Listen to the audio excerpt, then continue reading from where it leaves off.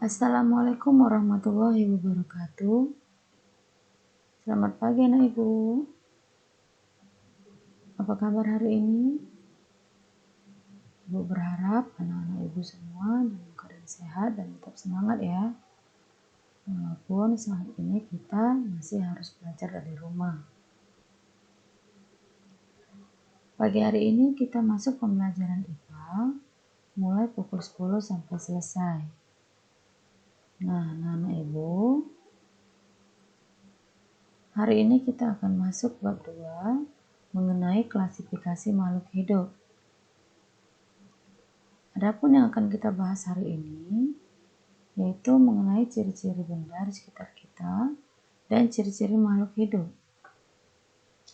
Nah, jadi setelah kita mempelajari materi pada hari ini, anak-anak ibu diharapkan mengetahui ciri-ciri benda di sekitar kita, kemudian mengetahui ciri-ciri makhluk hidup.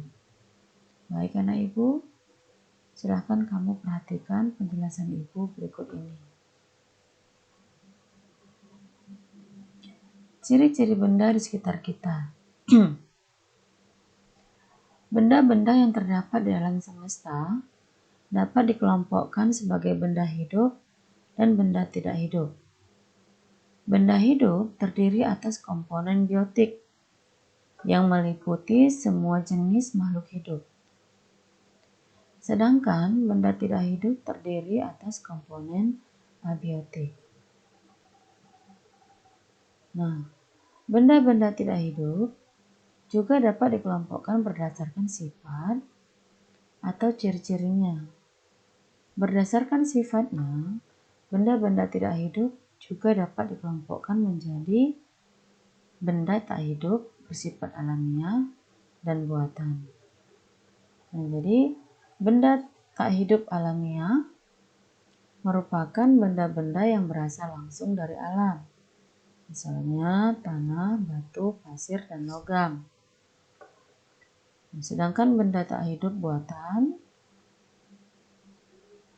yaitu benda-benda yang dibuat atas campur tangan manusia. Contohnya meja, kursi, mobil, dan robot.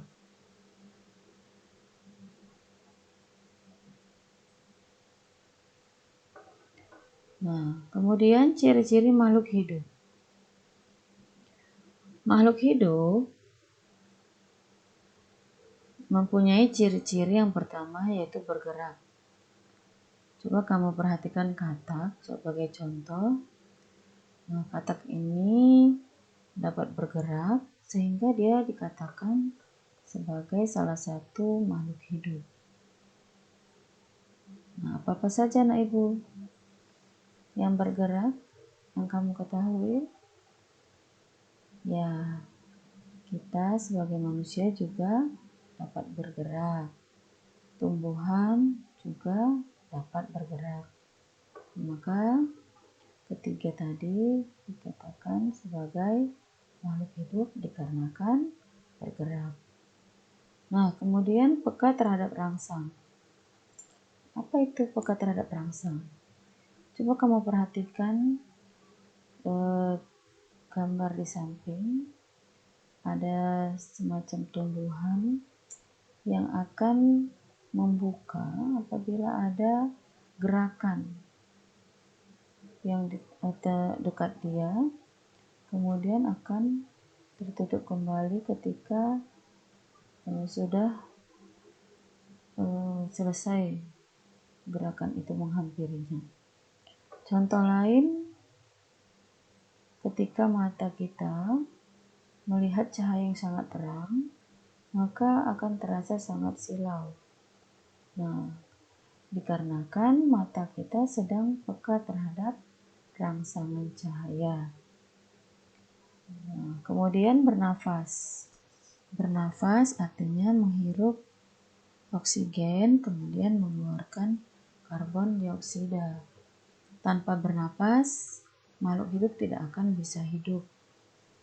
Nah, maka bernafas merupakan hal yang sangat penting bagi makhluk hidup. Kemudian beradaptasi.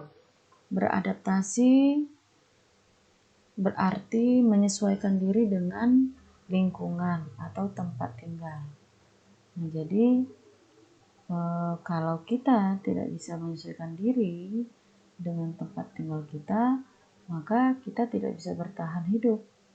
Nah, untuk bertahan hidup, maka kita harus bisa beradaptasi. Nah, selanjutnya memerlukan makanan. Nah, makanan juga merupakan hal yang sangat penting bagi makhluk hidup. Tanpa makan, makhluk hidup tidak bisa melakukan kegiatan seperti bergerak dan lain sebagainya. Nah, jadi makan merupakan sumber energi utama bagi makhluk hidup.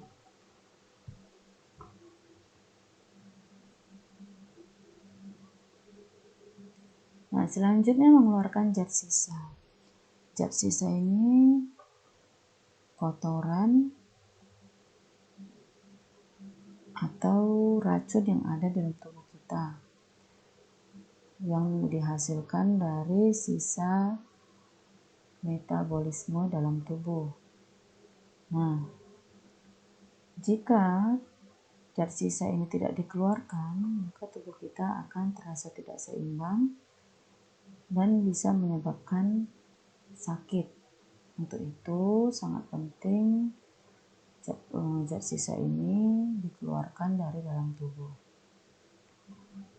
Nah, kemudian berkembang biak, artinya menghasilkan keturunan supaya bisa meneruskan generasi,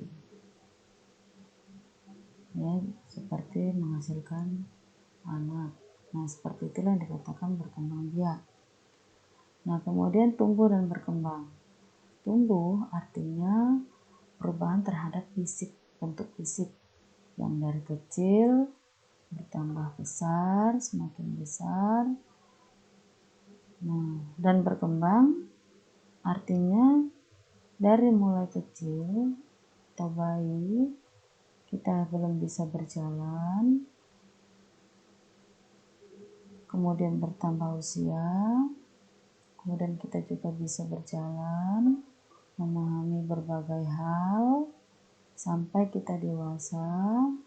Nah, itulah yang dikatakan dengan berkembang. Kemudian memiliki bahan genetik, ya. Nah, baik anak ibu, itu tadi penjelasan dari ibu pada pertemuan kita kali ini. Selanjutnya kamu kerjakan tugas di halaman tugas pada Sidin. Dan ibu akhiri dengan Assalamualaikum warahmatullahi wabarakatuh.